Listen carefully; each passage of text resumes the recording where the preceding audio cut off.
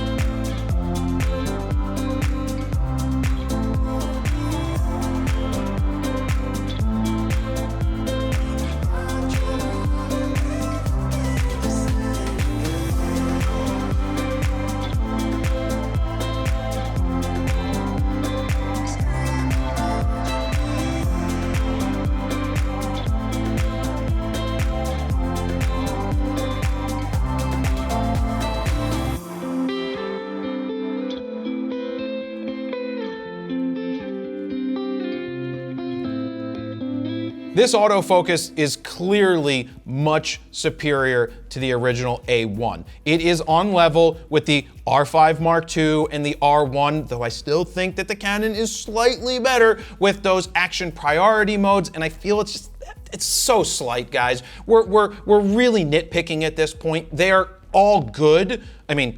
They're all amazing. And the A1 II was amazing at everything I threw at it in terms of autofocus. It was fast, it was accurate, and it found what it needed to find without a problem. Now, in terms of ISO, we still have a native one of 100 to 32,000, but you're gonna get better mid to high ISO compared to the original A1 for roughly a stop. So if you can shoot at 6400 ISO, and that's giving you the quality of what 3200 in the A1 was, well, that is a win. And that's why using the same sensor isn't that big of a deal, because it's already a great sensor. And if they just tweak some of the processing and you get cleaner files, well, then that is a win in the A1 too. Now, did this camera get any faster? Can you shoot faster? Because the rumor sites were saying you were gonna get improved frame rates, and the answer to that question is no. You're still shooting at 30 frames per second with the electronic shutter, which puts this flagship now behind the R1 from Canon, which is shooting at 40 frames per second.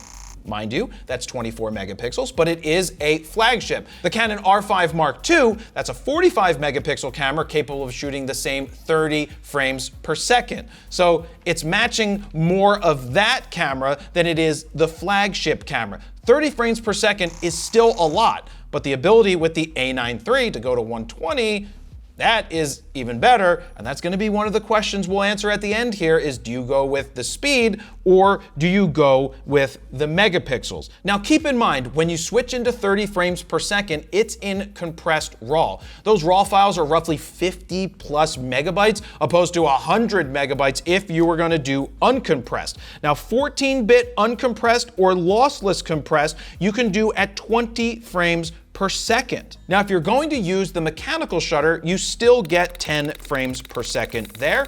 Memory cards, same dual CF Express A 2.0 cards. Now, this would have been a good time for Sony to update the card slots and give you 4.0 to take advantage of the 30 frames per second and the 50 megapixel files. Did I have any issues? Did I outrun the buffer? The answer to that is no. Even with pre-shooting on, oops, I gave it away. It does do pre-shooting. It didn't run out. I didn't outrun the camera when I was shooting. Now, since I just let the cat out of the bag, it does add pre-shooting. So that means we've hit those three expectations, or the three things that I said that the A1 II needed to have. We've hit it because you do have the same pre-shooting as you do in the A9 III, which is 3/100ths of a second, as slow as that, to all the way up to 1 second of pre-shooting. So I think if you shoot at one full second, that's kind of crazy, but you have the ability to pick and choose what you want, whereas on Canon's side, it's a half a second. It's either on or off.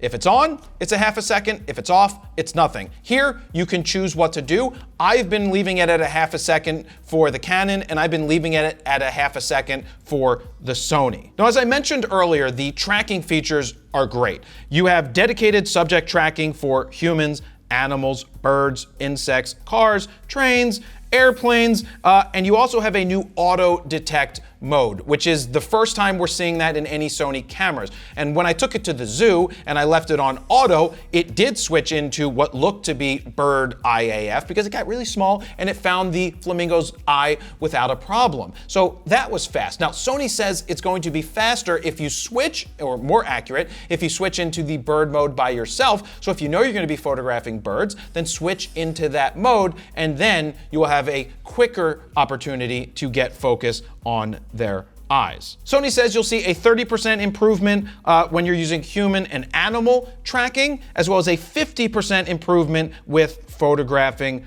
birds. And big news here is that it does work in video mode. So if you are going out to, say, a safari in Kenya at the end of November, early December, like this guy, and taking an A1, because I'm going to take an A1 II and an R1, might as well do a flagship shootout from Kenya. But yeah, if I'm photographing or taking videos of animals, it's going to be great to be able to track the eyes when I'm doing that. To be clear, the A1, when you were in video, could only do tracking for humans. Now, all of the modes that I mentioned, it will do tracking when you are in video mode. Now, that speed boost button that I talked about, that C5 speed boost, you know what it does? Absolutely nothing. It doesn't go beyond 30. Now, I could see that if you wanted to set your high to 20 and then hit speed boost to switch into 30, that could be a good use for it, but speed boost in the A9 III is 120 frames per second. You can do that. So it's really just another custom button that you can have here, but if you want it to be speed boost to go from 10 frames to say 30 frames,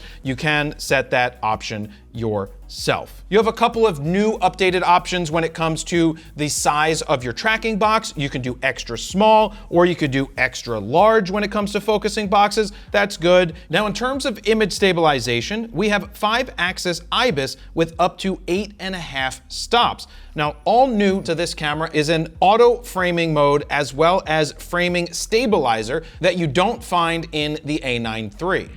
Let me jump in here real quick because I want to show you our custom Lightroom presets in action on this cute dog right here, starting with Blue's Clues, followed by Brooklyn. We've got C41, Copper Tone, which looks awesome, DeLorean, High C, Kaleidoscope, Mel Brooks, Saltwater Taffy, Thick, Tintype, and Wet Hot American Summer. And my all-time favorite from FROPAK 1, with one click, we've got Skittles and it goes boom. But all new and exclusive to FROPAK 4, we have 4 custom adaptive Lightroom presets called Face Enhance, Full Body Skin Enhance, Eye Only Enhance, and Background Blur. So look, if you want to speed up your raw workflow, give yourself a great starting point, or you're just tired of other people's presets sucking, as you can see, our presets do not suck. That's why we created 14 all-new custom Lightroom presets that you can check out right now at froknowsphoto.com/FROPAK4.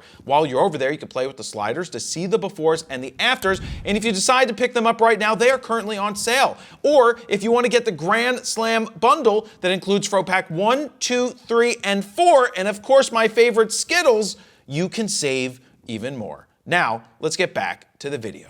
Like I said earlier, we are shooting video with the A1 II right here. We're shooting in 8K 24p in S-Log3. Now, we had to take a little bit of a respite when the camera overheated and just shut off roughly after 20 minutes of recording. Whereas the original Canon R5, which is also shooting 8K, continued to go time and time again and did not overheat. That is the camera that we're shooting all the behind the scenes on as we speak. But now let's talk about the video modes inside of this camera. You could shoot full frame video at 8K up to 30 frames per second, now in 10-bit 422, whereas it used to be in 420. You can do Super 35 4K up to 60 frames per second, which is oversampled from 5.8K, and there is still no oversampling from 8K like you have in the R5 as well as the Z9 and the Z8. You have to shoot in cropped 4K to get the oversampling.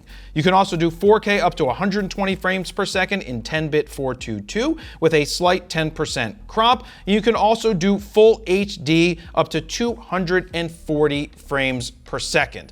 This is really meant to be a still shooting camera, but of course you can shoot video with all of these cameras today. But what does it cost? $6,500. Now keep in mind the A9 III, that's a $6,000 camera. This is considered the flagship and it's slightly more, and I think it's overpriced. Not in the quality that it offers. I think it's a fantastic camera and I got great results and I think it's a worthy upgrade for most people. Now I say overpriced when you compare it to something like the Z8 or the R5 Mark II. The R5 Mark II, for example, is a 45 megapixel camera that's shooting at 30 frames per second, can shoot 8K video. It does a lot. It's $4,300. This camera should have come in the $5,000 price range. That's how I feel about it, especially using the same sensor that they used 4 years ago. But again, it's a great camera. The big question here from A1 shooters is, should I upgrade to the A1 II? And the answer to that is, if I had an A1 and I wanted to stay with the A1 line and I stuck around and I didn't get an A9 III, then yeah, I'm gonna upgrade to an A1 II for those 3 important things that I said earlier. Pre-capture, you've got the AI processor, and you got the upgraded body. For those 3 things, yes. Like I said, the price is too much. Now, what if you're trying to decide between the A1 II and an A9 III. You have to ask yourself, do you want more megapixels, more speed, or do you want that global shutter? For me, I'm going with the global shutter and more speed because I don't want the flickering and I want that 120 frames per second, especially knowing that the flagship Canon R1 can do 40 frames per second. Regardless, it is a fantastic camera. I can't wait to see what an A1 III comes out with and what that one ends up doing. Will they go global in the future? I don't know. We'll have to wait and see. Thank you very much for watching. Jared, PolinPhotosphoto.com. See ya.